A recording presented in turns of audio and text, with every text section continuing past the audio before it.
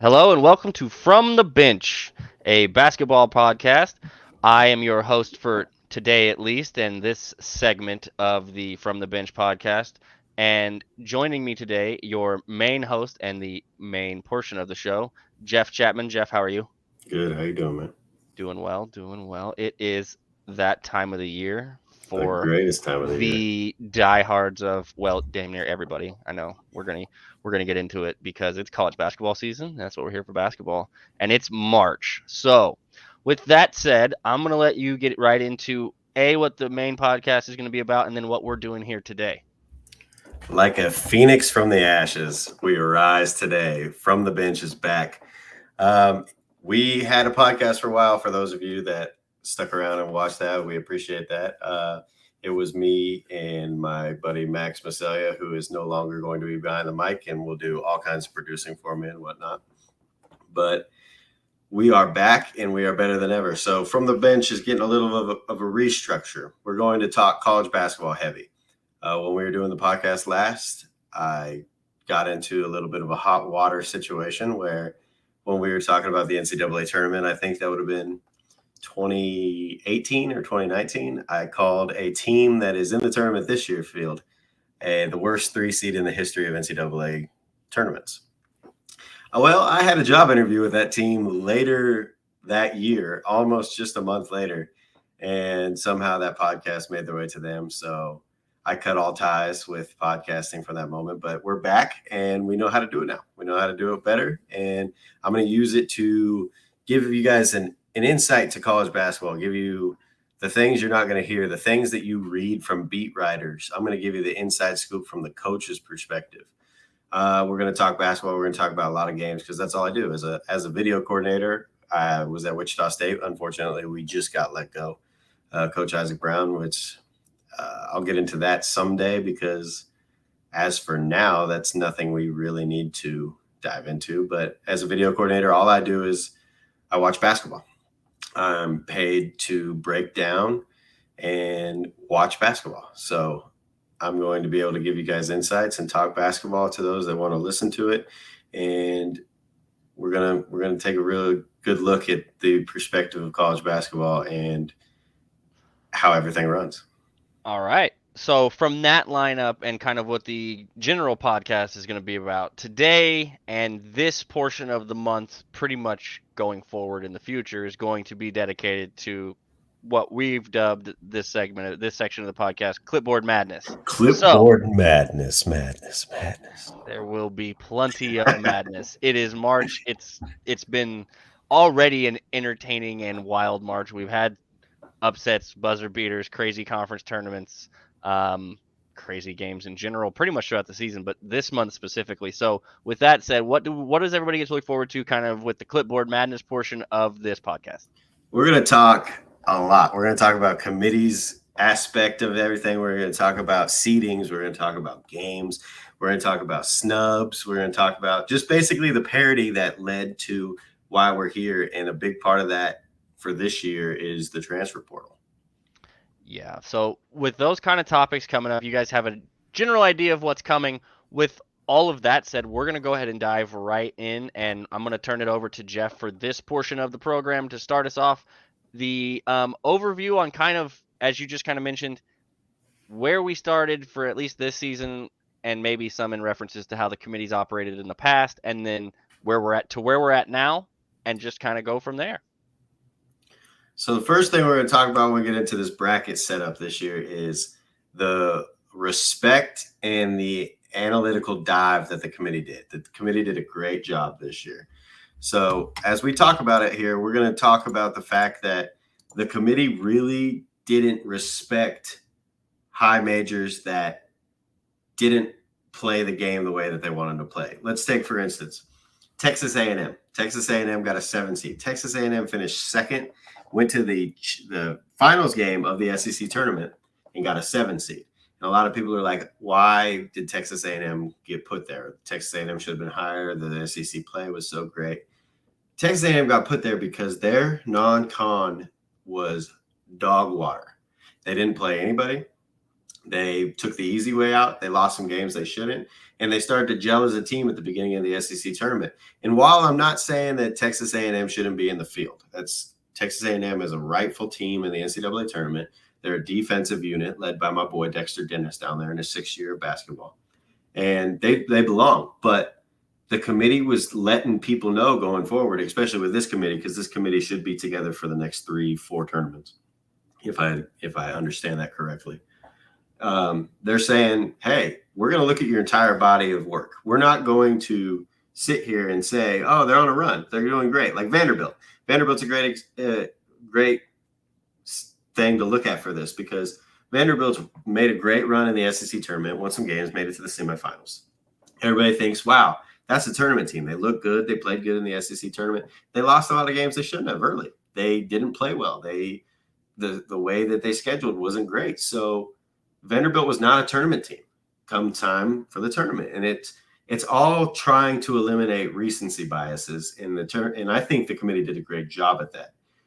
There are some seeds that I question, and I'll never understand. Like, to me, I love the respect that they gave Houston as a 1 seed in the Midwest, because most of the time you're going to find that seed's going to go to Kansas. And while it probably could have, because Kansas has an overall body of work that is a little higher because of the teams they play and the league they play in, they still respected what Houston did and gave them the 1 seed in the Midwest and put Kansas in the West. And while a lot of people are going to argue with that because it's big blue bloods and Houston's not a blue blood, I think it was perfect. It's putting it down. With that where we're at too, because the geographical location we might be in. So Kansas they're definitely loud around here, I can tell you that much. But I think it was perfect because Houston deserved their shine in the light, and they got it. They're in the Midwest. They control their destiny.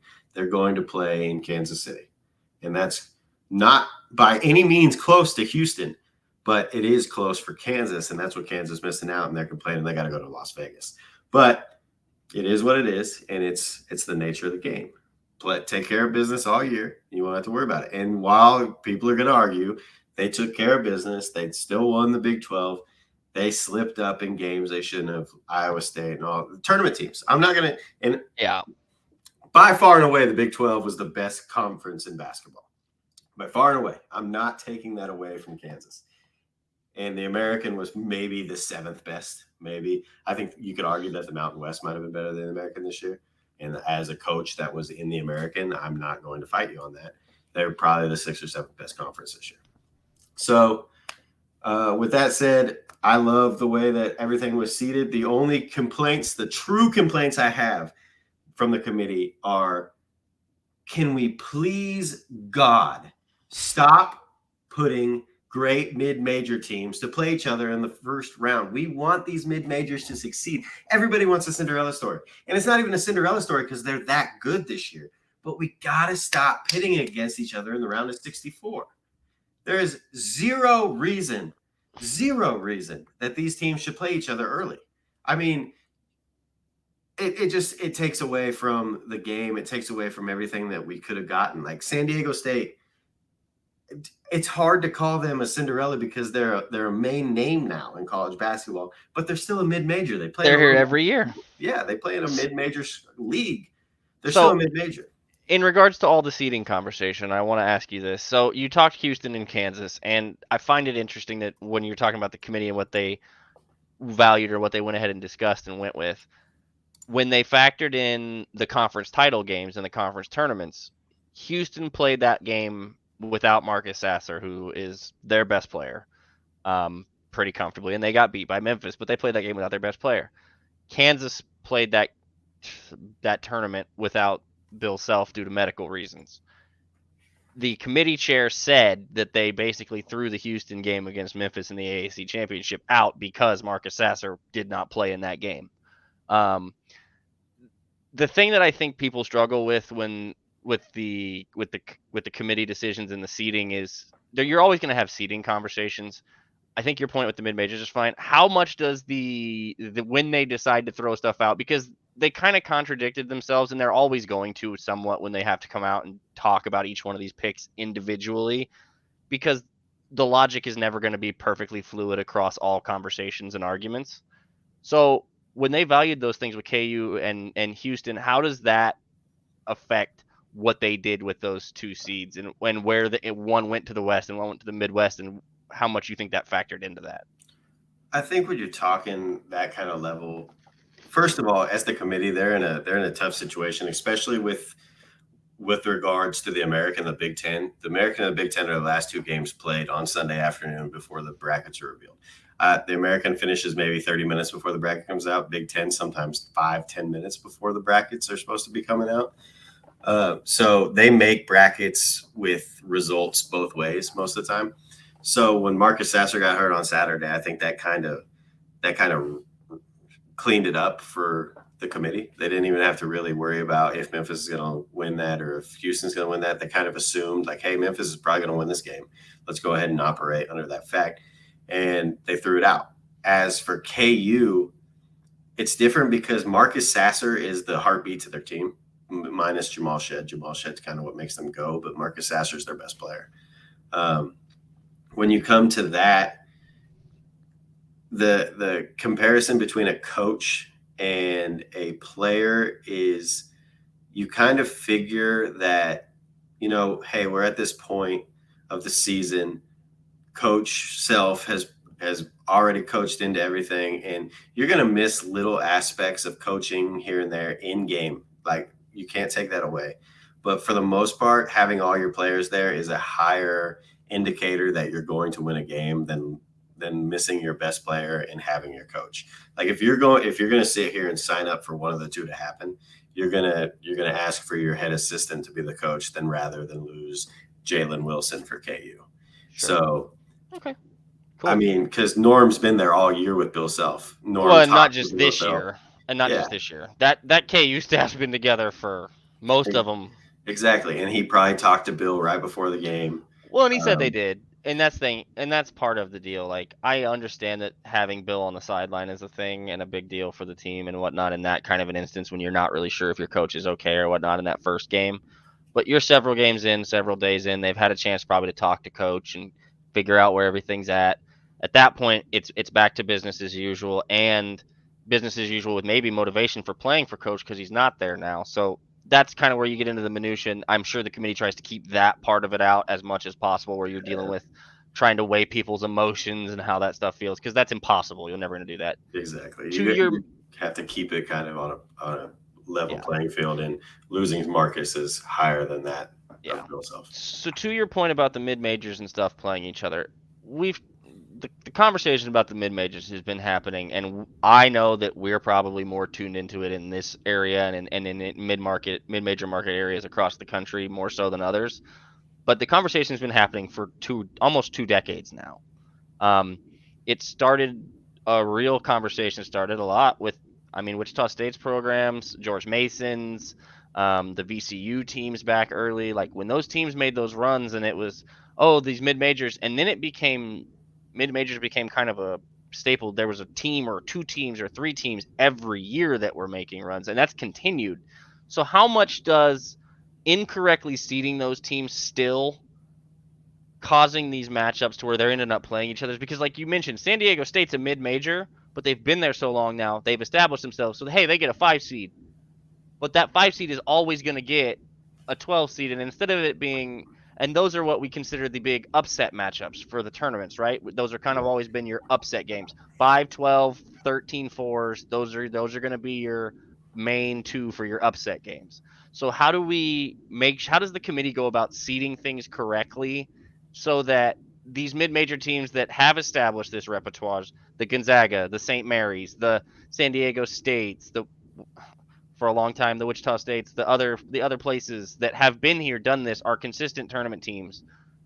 Houston, get them seeded correctly, get them proper seeds, because even when they get seeded highly with 1 seed, sometimes when you go look at some of these brackets and what the matchups are for they get a 16 seed, and then you look at the 8-9 game that's after that and their potential matchups down the road, and you're like, how is this the number 1 seed getting everybody's road's tough, but wow.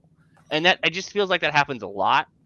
So how does the committee approach that to try to clean some of that up, in your opinion? In past years, it's always been harder to say because the game isn't structured how it is now. It wasn't what it was with the transfer portal. And now you're going to have mid majors that are going to be a staple forever because the transfer portal exists.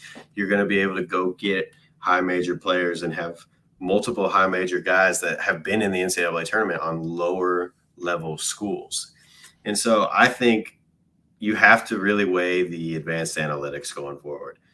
You have to respect these mid majors that are getting great level of KenPom rankings. You have to respect these teams that are, have high Torvik numbers, and they're showing up great on Evan Maya's advanced analytics. You have to take these advanced analytics together because to my knowledge, I'm not sure that the committee even uses Torvik or Maya yet. I know they use KenPom, and KenPom's great, but Torvik and Maya are a great resource to use against KenPom and kind of match those together, and you have this amalgam of advanced analytics. And I think you have to take that into consideration because no matter what you're doing, and as a coach, we always say this when we look at the transfer portal, like, okay, this kid's coming from Northeastern State. Northeastern State's a great program, coached well. You look at that, you see this is a great kid, great coach, great program. And he averaged 18 points a game. You're like, oh, but what league's that in? It doesn't matter. 18 points a game to average is really hard to do at any level of basketball. I don't care what level of basketball you're at. 18 points per game is a hard thing to average. And that's what kind of these advanced analytics go into is, yeah, they might be playing lower level talent. They may be playing lower level, leagues and whatnot, but to consistently keep your numbers at this high level, this high clip that all these other schools are doing, there's something behind that. You're not just cakewalking your way through it. And in conference play, especially, that's where a lot of fans don't understand, and they wonder how these teams slip up in conference play. Is these coaches know you?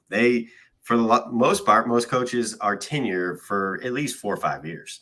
You're not going to find a league that has only 1-2 year coaches. These coaches know each other. They know what you're going to run. They know how to beat you. They know the little wrinkles of your offense, the little wrinkles of your defense, what you're going to do to this and that. So to keep your advanced analytics high throughout playing non-con teams that you play and through conference, if you can keep that and keep at a pace with the big dogs, you should be seated accordingly, I think. So you mentioned the transfer portal, and that's going to be a huge factor, I think, going forward in this conversation. And I think a factor that the committee needs to factor in when thinking about how they seed teams going forward. The labels of what's a high major and low major is basically at this point just determining who's got the most dollars in the bank to spend on the programs. 100%. It's all fine. And that's fine, and that's okay. But when you're actually seeding these teams from a talent perspective, you just mentioned the transfer portal.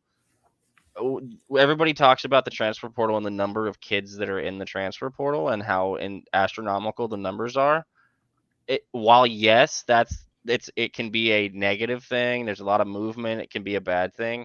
I think what it's provided is an even more leveling of the playing field from a talent perspective, because as you mentioned, some of these quote unquote mid majors can go get a bunch of dudes that were playing at high major programs that may have been getting 8 minutes a game that want to get more playing time, that were putting up 6 points, that come to a mid major, so to speak, group up with 4 or 5 of them, along with the young kids that are part of this program already that are recruited out of high school, and now they're 12 to 15 point a game players, and you've got 5 of them on this roster, and they're teaching young kids, and you can replenish that pipeline by doing that same strategy.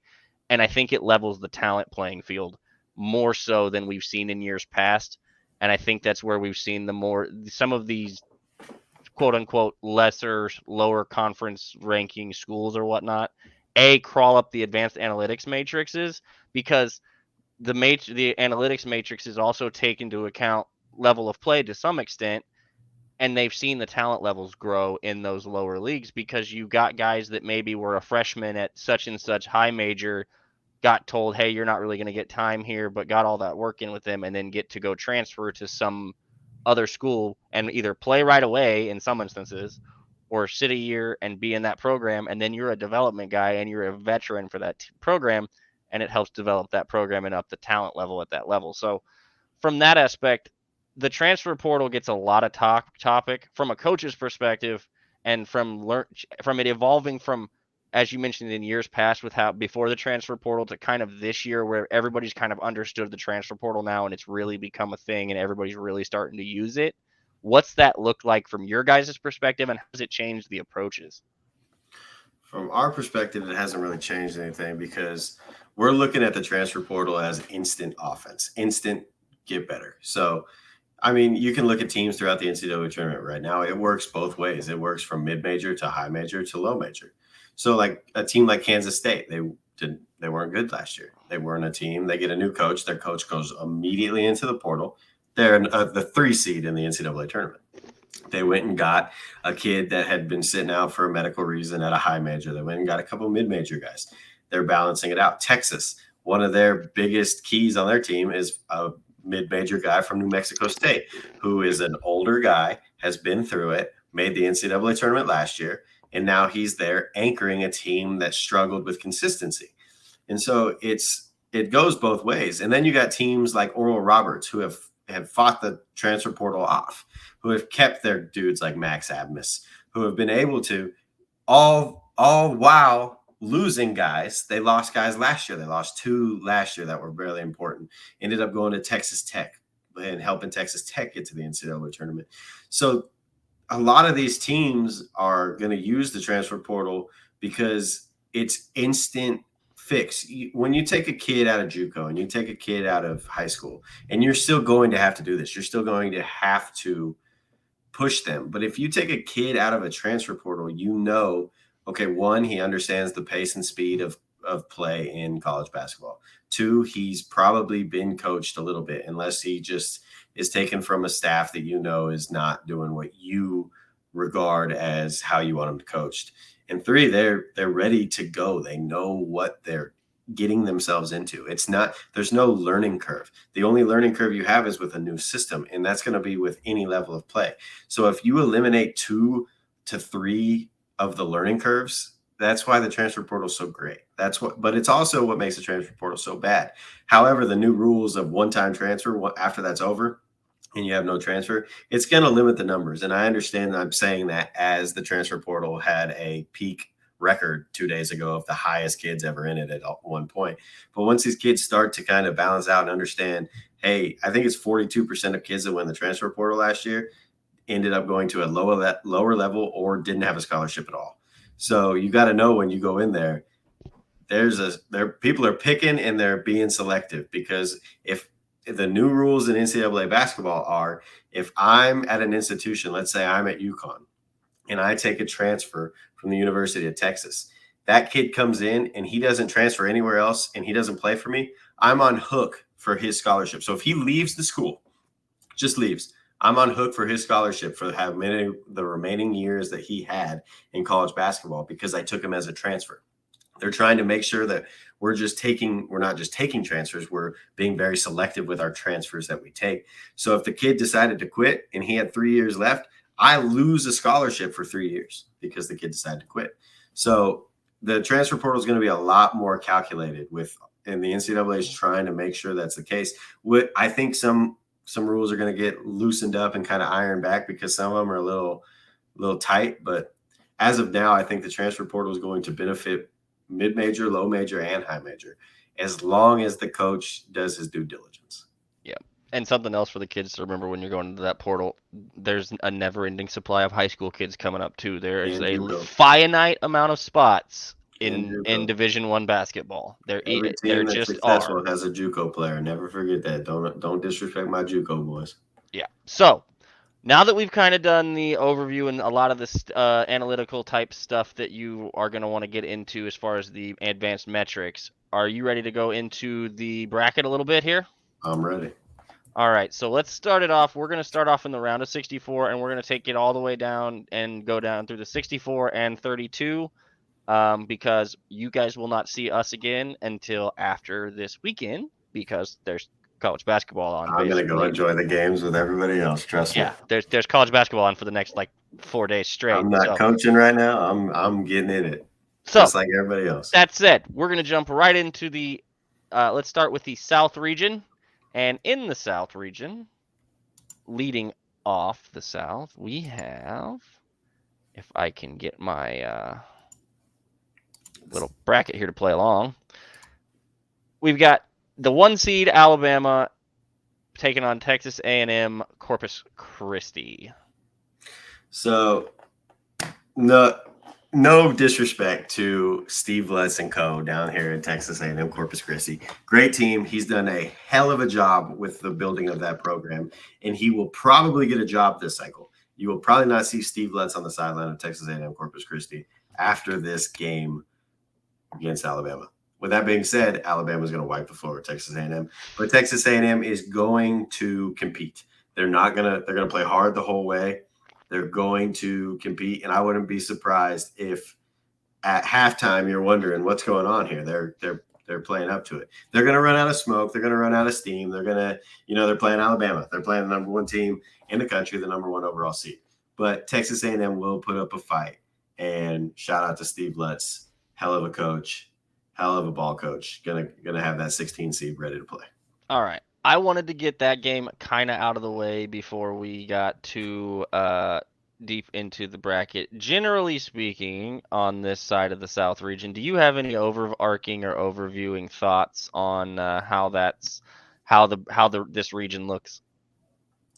The region's I would say pretty soft compared to the other 3. I wouldn't say that they did that on purpose or looking at it, but it's just matchup wise for Alabama. Really, there's nobody in there that really matches, is a counter match to how Alabama plays, which is fine. And the committee's not going that deep into thought, but I think the way it shook out is this is probably the weakest region of all 4. Okay. So with that said, the next game in there is the 2 seed Arizona, and I'm sorry, you're gonna have to remind me who the opponent is because I'm currently trying to find a new site. Out of the Ivy League, they're playing Princeton. Princeton, that's right. I knew it was an Ivy League. I couldn't remember which one. Howard's playing KU, correct? Correct. That's right. So, all respect to Princeton and all respect to how they're going to play, but Arizona's going to walk with it. There's just no talking. The Princeton offense, I don't know if they're still running the Princeton offense. You'd think it comes with the territory, but I would say that Arizona is going to easily handle that. Fair enough. In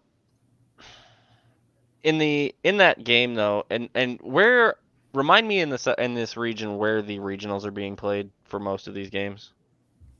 That is a great question. I actually don't know the answer to that. I think Birmingham, Alabama is a couple of them. I know Maryland, West Virginia is in Birmingham.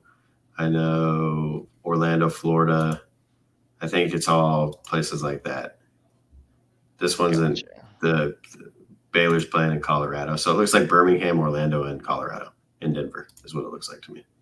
Okay. In Sacramento, California. The Arizona's playing in Sacramento. All right. So with that one there, we've got.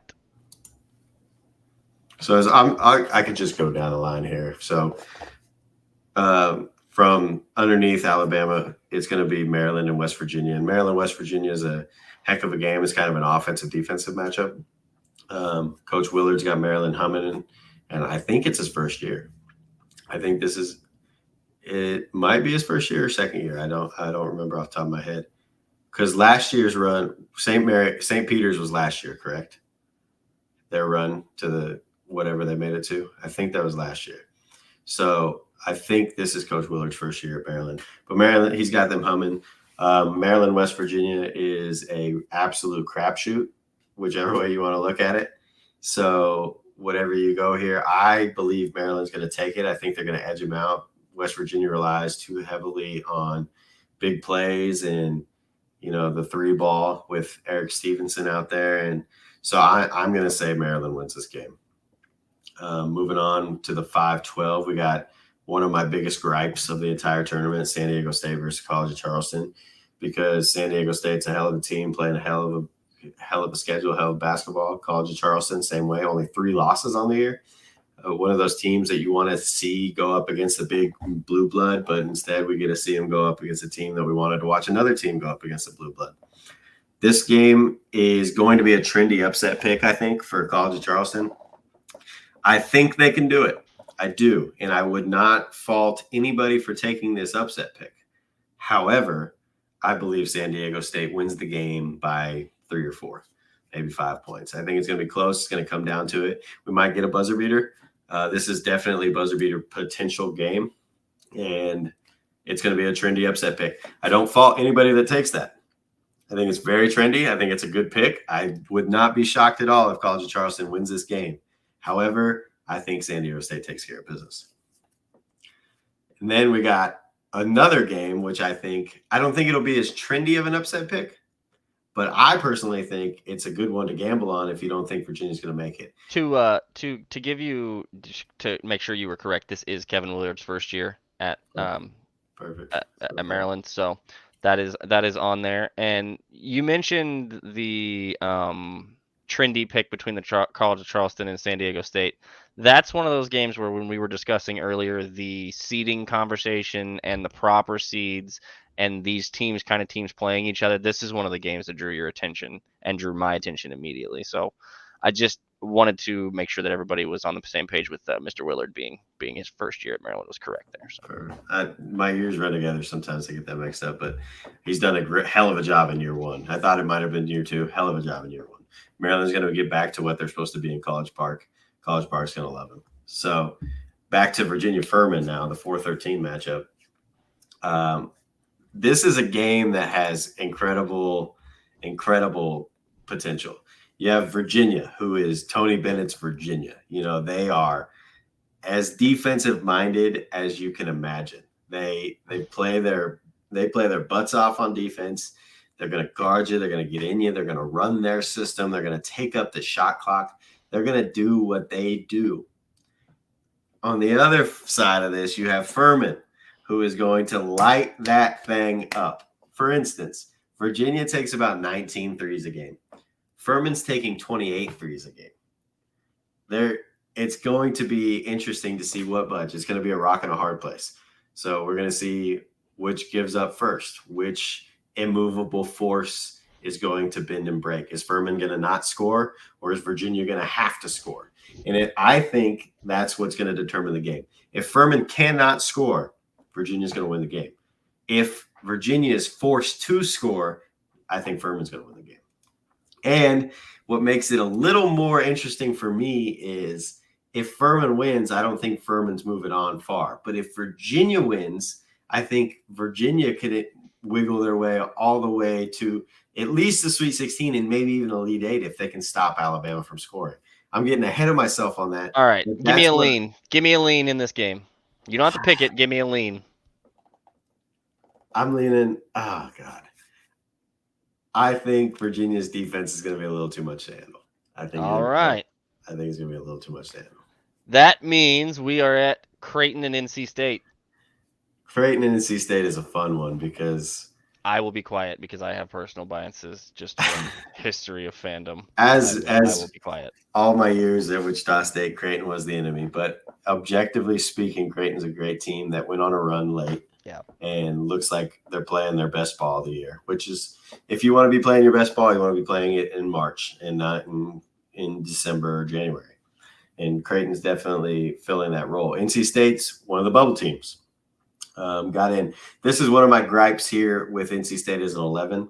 I think as the committee, you should never, ever, ever, ever, and I'll stand with this for the eternity and all of time.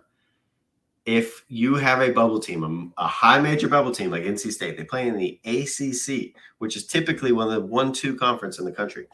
If you have a bubble team get in, they should be in the play-in game. You should not have Nevada in the play-in game. Nevada's playing right now as I'm speaking to you, and they should not be there. They should be in this position. NC State should be playing in the play-in game. Only at-large bubble high majors should be in the play-in game. I will stand on that with every dying breath until I'm blue in the face. Well, and it's partially because I think it would give them better games too in some of those. Because, like, no offense to the play-in game that took place last night between the 2 16 seeds that did the play-in game, but my Lord, was that something to behold in some instances. That's where, like, I understand that they're just putting games on, and they're designed to be playing games you're playing to get into this tournament. It's a long shot thing.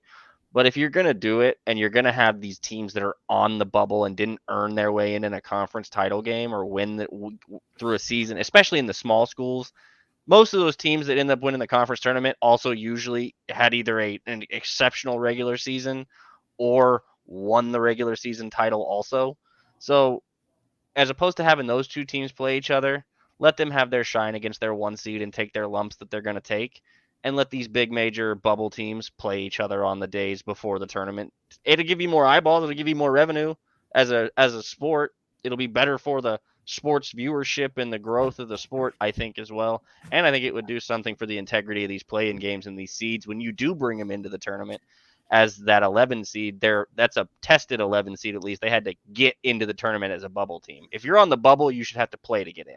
As a coach who's coached in the playing game, it's quite a nightmare stretch. I'll talk about that someday. But we played playing game, night game, traveled to a different time zone, went to a different time zone, had a mandatory NCAA practice, shoot around. It showed. It's okay. Yeah, we win our first game, then we win our game on Friday. We had the late game, then we have the early game on Sunday. Because they flexed Duke and Yale to the afternoon game. So we ran out of gas, and it's hard to play that many games in a row. Right. But it's deserved when you work your way in the bubble. However, I do not ever believe a mid-major should be in that position, and I will hold on that. With regards to this bubble team, NC State, I think Creighton handles them. I think it'll be a pretty easy. I think there's not many games that I look down here that I say are going to be just easy outside of the 116 matchup, outside of the 215. I think for a 6-11 game, I think it's going to be one of Creighton's easier ones that they get in the tournament. NC State's a great team. They have a lot of consistency issues. They're looking for a lot of different things nightly from their team. So I just don't see it gelling enough right now at this point, and I think Creighton handles that. I think in regards to NC State, they don't have that secondary or third scoring option, and they sometimes have to have a guy do something extraordinarily out of character to win some of these games that they've won to get into this tournament. So that makes sense as to where you're leaning there with the Creighton NC State game. That said, here is a mid-major against the defending NCAA tournament champion Baylor Bears, UC Santa Barbara and Baylor in the round of 64. Not defending. Baylor's been there. I'm sorry. 2 years ago. KU I apologize. KU won last year. You'll get crucified. I'm gonna get reamed by the KU folks. That's okay. I'm used to getting yelled at by KU fans. It's a perk of the job. So UCSB is a hell of a squad. A 14 seed to me is way low for what they've played. They've only lost 3 games, just like College Charleston. But I understand the biases of conference. I get it. I don't like it. I'm never going to like it. But this is a team that can beat Baylor. I'm not telling you to take it. If you think Baylor's going to go far in your bracket, stick with Baylor. But do not be shocked when this 14 beats this 3. Do not be shocked. I'm telling you right now. UCSB is a team that can play with them. They're going to guard Baylor. They're not going to force bad shots. They're going to take their time. They're going to run their system. Baylor is not going to do anything that scares this team. They're averaging the same amount of rebounds. They're averaging the same amount of assists. They get about the same amount of steals and blocks per game each team.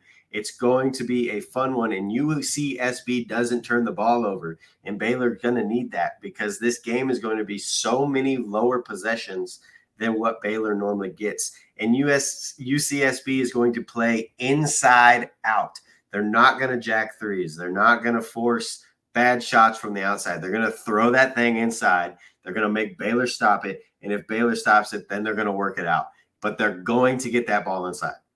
They're going to take the mid. They're going to use the mid-range game, which is not what many teams do. They're going to force it in on a block.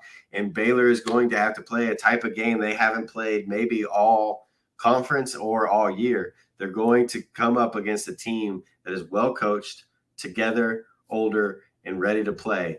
And I think UCSB wins this game. I really do. UCSB is a team that is very much, at least if I remember right from looking last time I looked, they're heavily supported by the metrics that we talked about at the beginning of this podcast. They're a great team in advanced analytics. Yes, they're not the peak. I'm gonna get to that once I break down the rest of the bracket on what the box of analytics we're looking for is. But as of now, UCSB wins that game. Okay, so and that's one that you're not probably going to hear a ton of a lot of places because, as Jeff mentioned, the name on Baylor is the name on Baylor. They've got an established track record, good head coach, program history, so on and so forth. This is why this tournament is so much fun. Absolutely. The last game to discuss in the round of 64 in the South region is a 7-10 matchup between two teams that, man, I can't wait to watch this game. If you like offense, I am so excited. This is Missouri and Utah State. This is going to be an Old West shootout. This is going to be run and gun, run and jump basketball, players flying everywhere. It's going to be a lot of fun. It's going to be a lot of points. You're going to have to be paying attention because in a flash of an eye, each team is going to have 5 more points than they had if you look away. So I'm saying I'm not making a pick. I'm leaning Missouri, but Utah State's going to absolutely put up a fight. It's going to be a 94-92 finish. I think Missouri wins it. I'll tell you what, I know that with the coaching and everything, the gambling stuff is not really anything you can do or touch or know or get involved in or anything. But I'll tell you what, Vegas agrees with you 100%. This game is razor close on the line, and there's I think it's the highest over as far as points in a game for the weekend. So it's going to be wild in this one, I have a feeling. It's absolutely going to be fun. I got the privilege of watching Missouri play a bunch because proximity and got to see them play in person. They are an extremely offensive team. That is where I will leave that. Both teams they play offense, man. That's defense is on the court, but they play offense. So, that game, it's a lean for Missouri. All right. With that said, we're going to go ahead and jump directly into the East region here. Quick overview and thoughts on this region. Pretty fun region. Purdue is in trouble, I think, in this one. Yeah, that's your number 1 seed. Now, I don't think you mean they're in trouble against the Farley Dickinson winner here. No, great win for FDU tonight. Going in and knocking out Texas Southern, did it with ease. All respect. I don't think we see in this tournament. I'm just going to go ahead and put it out there. I respect every 16 team.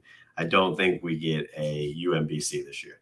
So we can just go ahead and pencil in all the Houston and Kansas as the now. I will say, and look, reigning defending national champion KU. I apologize. I as Jeff mentioned, the years get a little blurry. It's college basketball. I apologize. I'm sorry. You guys are the reigning champs. That's fine. I do think that Howard KU game will probably be the most entertaining of the 116 games, strictly because Howard plays a wild style of basketball, and it's going to make for just a fun time to watch them try to play against a team like KU who has so much talent and has so much skill and are well coached. That matchup is just intriguing because of what Howard is going to, I think, attempt to do with them. I think they're going to try and run KU and just run and run and run and run. And I don't know if it's going to work, but I think that's what they're going to try. So should be interesting. With that said, back to the East. And we already touched on the Purdue Farley Dickinson matchup. And we got Memphis and FAU, and this one hurts me because FAU is one of my favorite teams to watch this year. Coach Dusty May, just doing a hell of a job. Should get a job this cycle. ADs, if any AD listens to me, give Dusty a job, man. He's doing his job. He's grinding. He's playing hard. Love Dusty. Great job with FAU. Memphis is an interesting team now. I've seen Memphis twice this year. I scouted them again when we were maybe going to play them a third time in the American Athletic if we would have beat Tulane. Memphis ends up beating Tulane by 40, which I didn't watch the game, so I'm not going to sit here and tell you what happened. But, they've got the oldest player in college basketball, DeAndre Williams, 26 years old. He's a man amongst boys. And then we have oh boy, I'm blanking so hard right now on his name. Kendrick Davis. Good Yep. night. KD, Kendrick Davis, great point guard, All American caliber point guard, playing in his last year. Uh, Memphis is a hard out, but the problem with Memphis is they have a lot of pieces that you question. They're gonna run and jump. They're gonna press you to take you out of your stuff.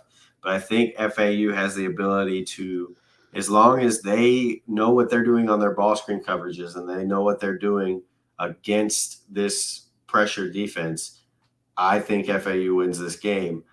And I think they do it pretty convincingly.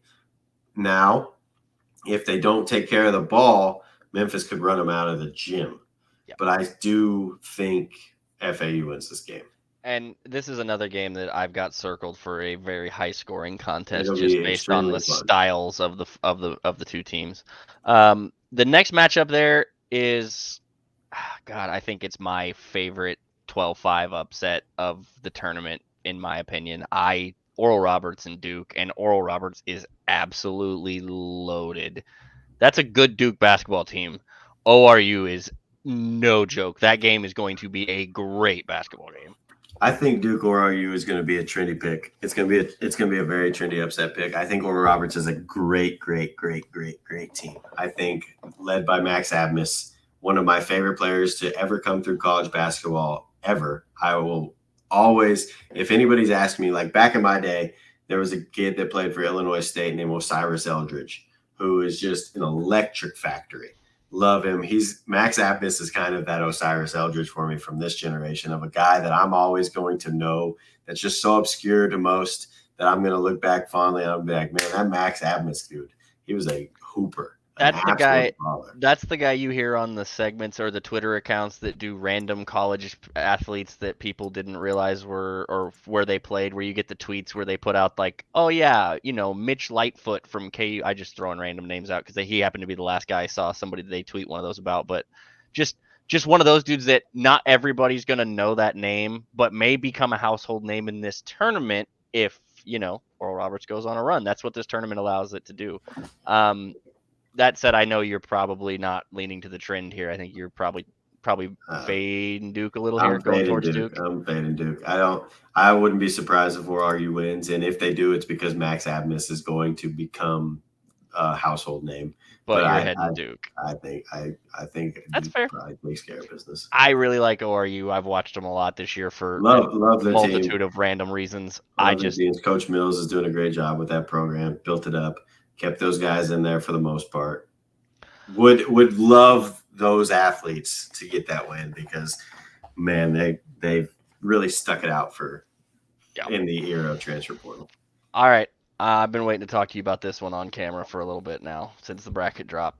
This game you have some opinions on.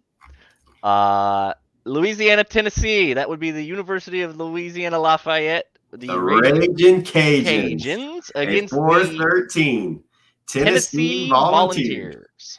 I fully, wholeheartedly am all on board the Raging Cajun Express. The Raging Cajuns are winning this game. Tennessee is battered, bruised, and coming in with their tail tucked between their legs. They lost to Guy Ziegler. They got no real point guard. Louisiana is anchored on the inside. They don't, just like UCSB, they don't take bad shots. They run their system. They feed the whale inside. Tennessee's going to have to answer to it. They're going to have to find somebody to play the ball, to take control of the offense. Louisiana gets fouled. They go to the free throw line. Tennessee fouls a lot.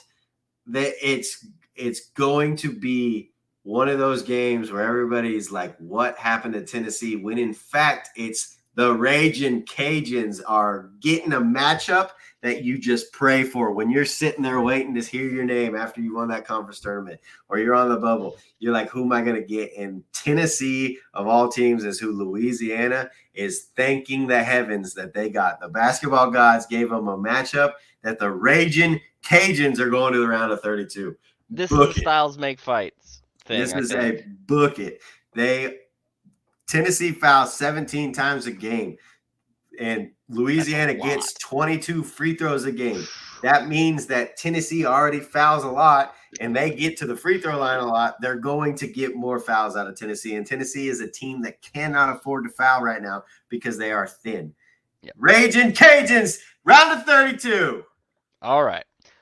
That one's pretty emphatic, and like I said, I've been wanting to talk to you about that one for a minute because it's a styles make fights thing, and this style, as you mentioned, as a coach who's sitting there waiting to see who you're gonna get, it's got to be nice to look down and go, I really like that matchup for us. They will never admit it until after it's over, but they loved. Oh, of course. No coach is ever going to say that out loud. And even after it's over, they're probably not going to say that out loud because everybody's going to try to be very respectful to everyone they've got around them. But when you go and look through this stuff, there are things that make sense. And this is one of those ones where you're looking at those numbers.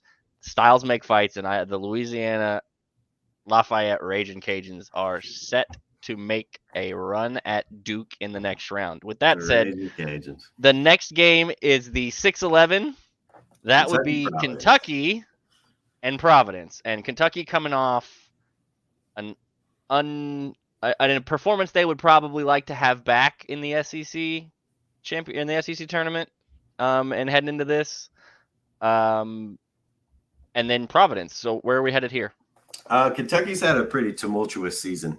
You know, there have been a lot of calls for Calipari's head early on. They were struggling. Does he have a lifetime contract? He does have a lifetime contract. So I think it's $115 million to buy him out or something absolutely asinine. So, Lord, I don't know what it actually is. It's up there, but that's wow. There's been rumors of Cal to Texas, and that's still floating around there. But with that being said, they did bounce back pretty well. They had that stretch where everybody's calling for them. Then it went real silent in Lexington because Kentucky went on a run. Kentucky's going to go on a run. They have a lot of talent. The only problem with Kentucky now is they don't have a point guard. And I am big on I think other skilled players can win games for you. I don't think other skilled players lead you to championships quite like a point guard does. That's why I think Kentucky's in trouble to lose any given game in this tournament. However, they have Calipari, who's a great coach. Besides what you think of all his scandal, anything that you've heard about him, he's a great ball coach. He has a great staff. He's always done an incredible job of putting great people in this industry on his staff. So they're going to figure out ways to win.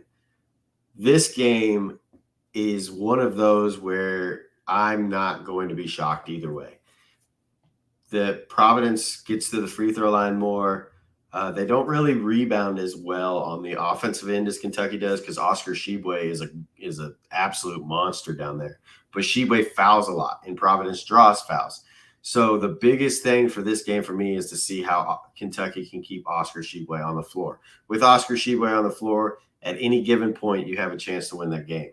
But without a point guard, without getting him the ball, it's a crapshoot. It's what Kentucky is. So I think Providence can win this game. Do I think Providence does win the game? No. But I think this is one that if I see Providence wins, I'm going to be like, yeah, that makes sense. But I don't think they do. K-State, Montana State. Sorry, Montana State. Coach Sprinkle, great job. K-State. Yeah. USC, Michigan State. This is also a fun one. I can't sit here and tell you I'm one of the first that's going to admit that when I don't know enough about a team, I have not spent a second watching Michigan State this year. I have not watched a second of Michigan State basketball, but I know their coach, I know their staff, and I know the makeup of their team is great. They're a 7 seed. That means they did a decent job in the Big Ten, but the Big Ten is down. USC, on the other hand, is a big, lanky, fun team with Infield as their coach. And I think knowing more about USC, I think USC wins the game. I'm just doing that off of strict bias. This is the one game in the tournament that I am not equipped to fully analyze for you. And I apologize. I could have tried to go in and catch up on Michigan State real quick, but with 68 teams in the tournament. It's just one of those games. And okay, so just as a quick rundown, they were 19-12 this year. They were 4-4 against the top 25, and they were 37th in BPI. They were a Big Ten team that had a decent year, and a typical Tom Izzo team that had a fine year.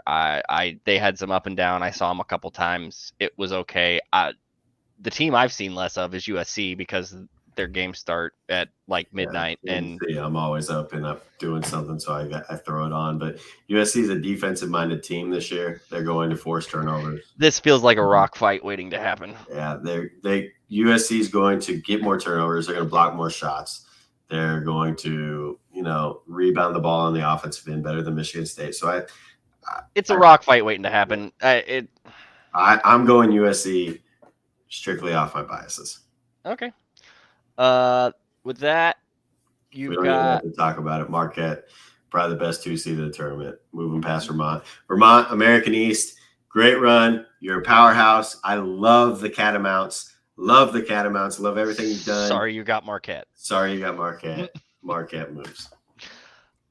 This game is only interesting to me because the committee decided to let Auburn play home games potentially. Auburn and Iowa. We're not skipping. We said the ones move on. But Iowa, Auburn. If I'm Fran McCaffrey and Fran McCaffrey gets pissed off a lot and gets red in the face, I'm red in the face. I'm playing a 9 seed. This feels like when I was at Wichita State and we were a 1 the Kentucky seed. Yeah, we were a 1 seed and we ended up our 35-0 year. We ended up getting the 9 seed Kentucky Wildcats, who were 8 seed, whatever they were. Absolutely asinine that the committee put them there. This was a different committee. Nobody on this sitting committee was on that committee. I'm not attacking the committee. Possibly the best college basketball game ever played. Fun, possibly the best college. It is the best college basketball game I've ever seen. Terrible heartbreak for me. But this feels a lot like that because Kentucky, Lexington is only about 3 hours from St. Louis. They put them in St. Louis against us. St. Louis isn't far from Wichita, but it's a city that we were historically bad in. This is what this feels like. It's Iowa and 8 getting punished by going to play a 9 seed in Birmingham, Alabama, which is 45 minutes away from Auburn. So it's a home game that they're dealing with. I think Auburn's going to lie, so I still go Iowa, but I'm pissed off if I'm Iowa. Frankly. Yeah, and for what it's worth, it's a really crappy draw for Houston if Auburn does win that game because now you're the 1 seed playing the 9 seed who's just got off an upset at home. True. That's something I hate that. I hate it too. Auburn's living a lie, so I'm going to Iowa. Miami and Drake, and this is going to be. I think this is going to be a popular upset pick because everybody's going to go old team Drake. It's for sure going to be a trendy pick. Drake is one of the oldest teams in college basketball. Roman Penn is, I think, in his 6th season. I got you. I'll get it. I'll get you here. I'm pretty sure Roman Penn's in his 6th year at the school, but not his basketball year because he got hurt a year and he took a redshirt year. So I believe Roman Penn could have one more year if he wanted to, but he's been there a long time. And he's a grad student, if that tells you guys anything. So it's his 5th year basketball wise, but I'm pretty sure 6th year. So he played 23 games for Siena in 2017 and 2018. He sat out 18 and 19 due to transfer rules, and then 19, 20, 20, 21, 21, 22, 22, 23, and don't forget there's a COVID year in there somewhere. So yeah, I think he could technically play another year. I'm not for sure. I think they'd have to petition the NCAA. But Roman Penn anchors that team. He's been there forever. They basically have the same team that they had when they played Wichita State, who I was coaching with at the time, in the NCAA tournament 2 years ago. So I think this team can beat Miami. However, Miami is a great team. This is probably one of the worst draws that Drake could get because Miami kind of plays the same as they do. They are balanced pretty evenly across the board. Miami's going to force a lot more turnovers than Drake. Miami's going to push the envelope a lot more than Drake. But at the end of the day, they're pretty balanced teams. They both run their system. Jim Larinaga has always had his system. He's always had his teams humming, his George Mason teams back in the day that made the NCAA tournament runs. Since being in Miami, he just always has them in the mix. He's always had them They're gritty. They play their way. They do what they do. And, I truly believe Drake can win this game. I'm not making a pick on this game. I'm leaning Drake, but it's probably 49.5% to 49.0. There you go. We'll take the lean. The next game there is Indiana and Kent State. And this might be the worst year to be a 4 seed. Furman, they can probably beat Virginia. I think who's the other? Louisiana's beating Tennessee. Kent the only State other one is beating Indiana. The only 14 right now that really doesn't have much fun is Montana State playing K-State. Yeah, that's true. That's the only one. Because, I'm sorry, I had that backwards because that's 3-14, not 13, not the 13-4. So the only other game that is 13-4 is UConn Iona, which we have not got to yet, which we will. That won't be fun. And that's not the same kind of layout. Kent State is going to beat Indiana. I truly believe it. And it has absolutely nothing to do with Indiana. Indiana has turned a season around, from where they were. The coach has done a great job. My boy Jacob Hurst, grad manager there. I love everything about Indiana. Needs to be good for college basketball. The history of Assembly Hall, the history of the Hoosiers in general. I mean, there's a movie, for Christ's sakes. But right here, right now, Kent State's going to win this game. I'm telling you. I've watched Kent State 4 times. That MAC is a monster. They handled Toledo in the MAC championship with ease. They play such a physical game. They play fast. They play loose. They take 24 threes a game. And Indiana can't replicate that. Indiana only shoots about 15, 14 threes per game. So if they can't get the offense up to match Kent State's going to guard you too. Kent State is I'm telling you, if you don't watch MAC basketball, Toledo, Ball State, Kent State, back in the day, the Bowling Green teams, they are fun to watch. And Kent State's they're gonna steal some hearts. While they steal the ball from Indiana, because they're a great defensive team. I genuinely believe Kent State wins this game. Kent State over Indiana. The next game is Iowa State, Pittsburgh. This is a total crapshoot for me because I like to think. I don't know the analytics on this. This is one analytic I'm not prepared for. I don't know how often an 11 seed that wins a play-in wins the next game. I think it's pretty high. As when we were at 11 and we beat Vanderbilt in the play-in, we ended up beating Arizona pretty easily. I think it's got to be a pretty good number. I think it would be over 50% that the team that just won a game kind of comes in and wins the next game. I don't trust Pitt. I'm going Iowa State here. Yep. Don't think the play-in games win one this year because NC State was the other 11, and we've got Creighton in that one. So no, the other play-in is Arizona State, Nevada right now. Arizona State, Nevada. Sorry. Yeah. I don't know why I had that as a play-in, but the game after that, 3-14, Xavier, Kennesaw State. Love Kennesaw. Amir, incredible job at Kennesaw. Changed the program's entire trajectory, history. Once again, Xavier. Sorry, Kennesaw. Love you guys. You're going to play hard. They're going to play hard. They're going to make sure it's a game. They won't get ran out of the gym. This game is extremely interesting. Penn State, Texas. Texas A&M is a hell of a ball club. Before I say anything that I'm about to say, they're living a lie. The SEC is down this year. If you look at who's in from the SEC, it's teams that are all kind of scraping the bottom of that large barrel. Not putting anything against any of the SEC teams because I think some SEC teams are going to win games. But all of the SEC teams that are in it aren't that great of a seed. And that's because the overall conference was down. Texas A&M also played the worst non-con of probably any high major team in this field. And they lost some games in that non-con. They barely won some games in that non-con. I think Texas A&M is truly living a lie, and Coach Shrewsbury and Penn State is coaching hard. I genuinely believe when he loses with Penn State, it'll be his last game as Penn State's coach. I think his players know that. Today in his press conference, they asked him, will you be Penn State's coach moving forward? And he pushed back on it, and they asked him again, and he said, I don't know. Coach Shrewsbury is one of the guys that's going to tell you the truth. He's not going to lie to you. And him saying, I don't know, I think speaks leaps and bounds for he's headed to Georgetown. And I think Penn State's going to be motivated to play. I think Texas A&M's living a lie. I got Penn State. All right, Texas Colgate, and this is no offense to Colgate. None at Texas. all. Texas. Colgate. Okay. Shout out to Colgate for my buddy Boomer Jenkins' degree in vibe curation. Boomer, Colgate University alum. There you go. Reigning defending national champs Howard. Like I said, we talked about this a little bit earlier because I got ahead of myself. I think it'll be fun, but it's still a 116. The reigning champs. Yeah, they're not. God, that would be an all-time bad if they did that. That would. Oh Lord, please, he's not speaking for me. Just for my sanity, don't do that, so I don't have to listen to the meltdowns for the next 3 months about it, please.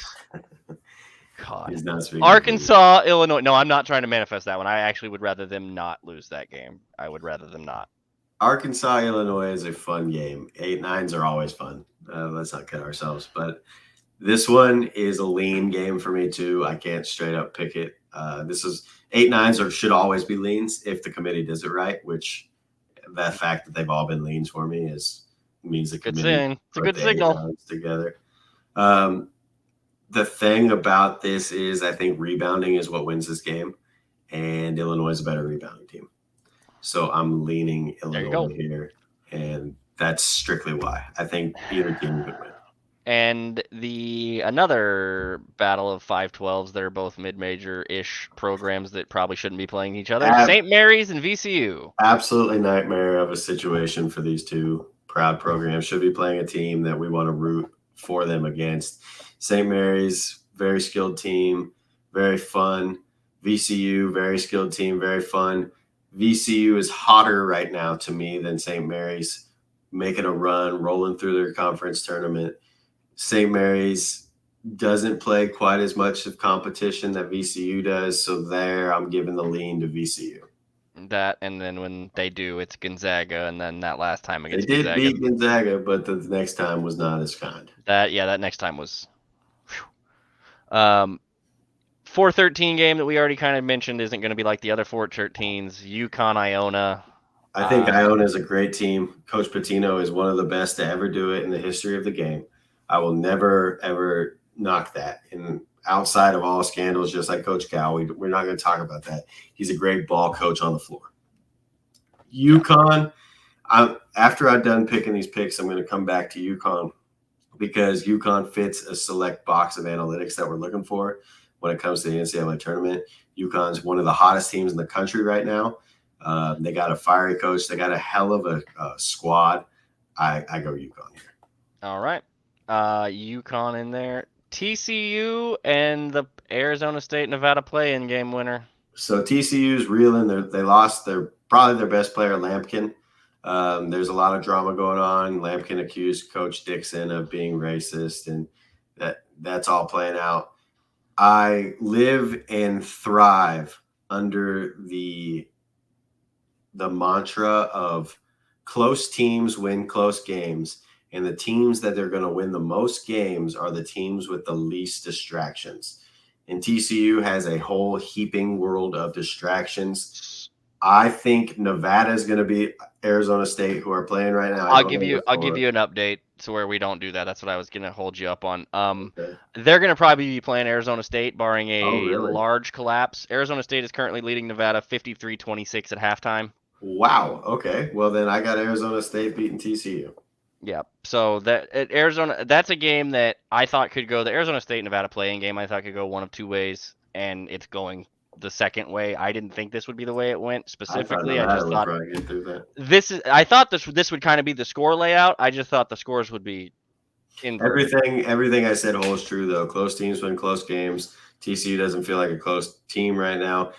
The only caveat that I have to this is maybe the distractions make them a closer team, but I still think the team with the least distraction wins the most games.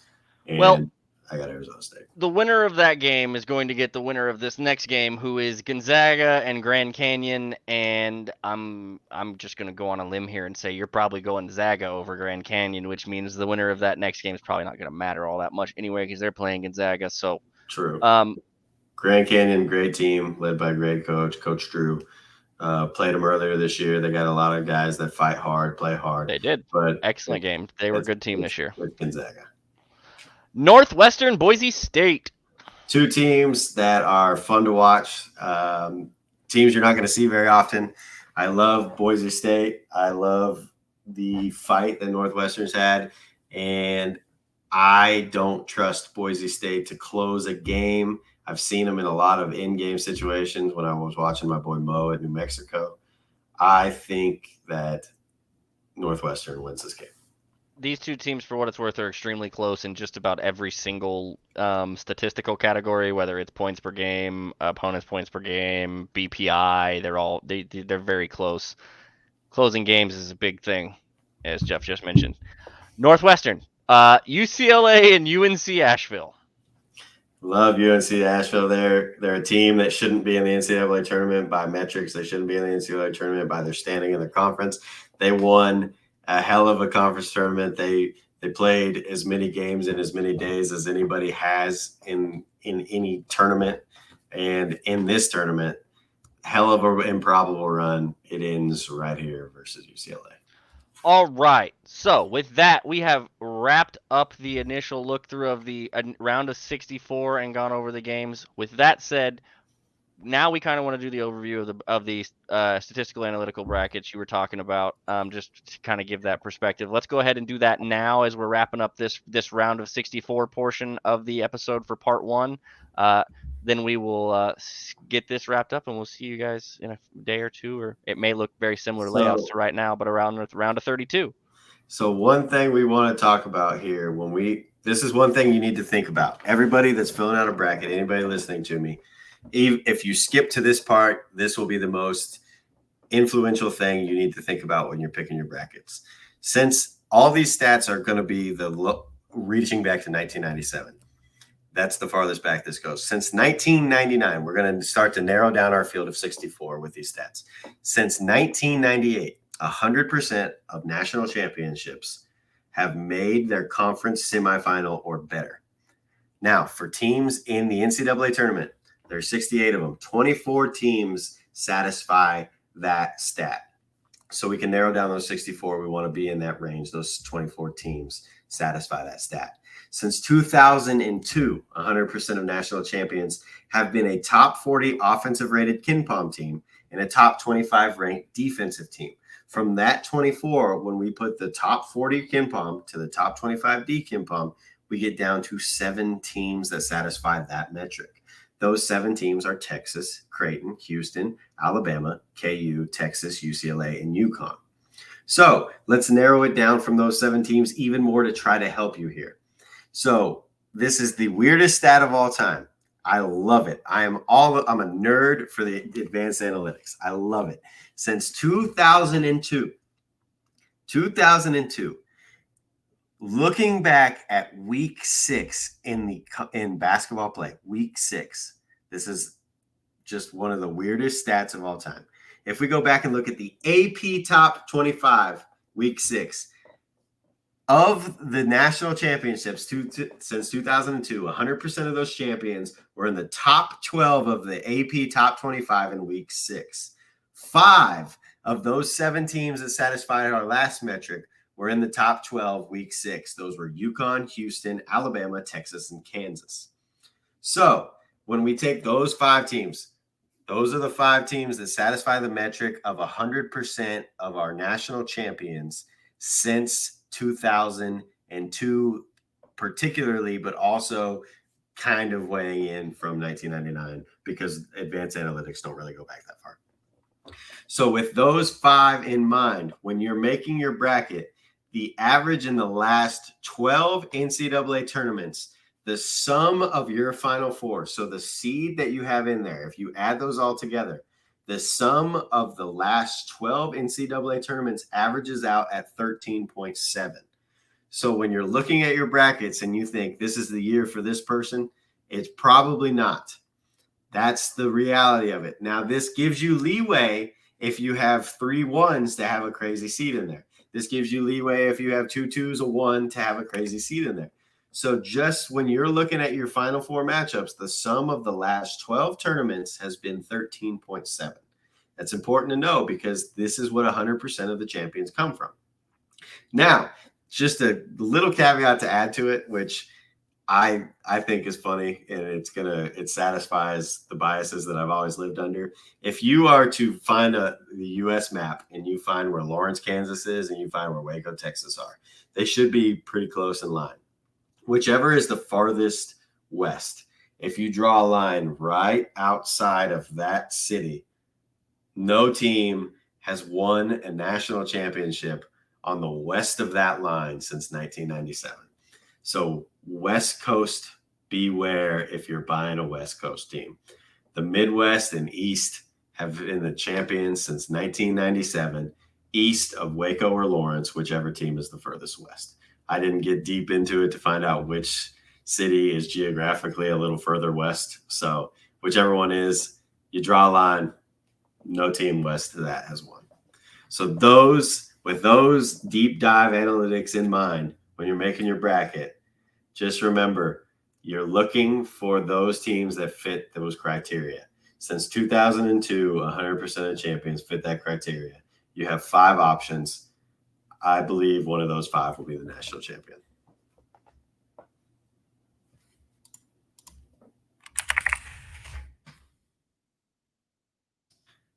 Oh, and I apologize. We'll be fixing some things because we're still working out the kinks. I'm changing headsets and stuff.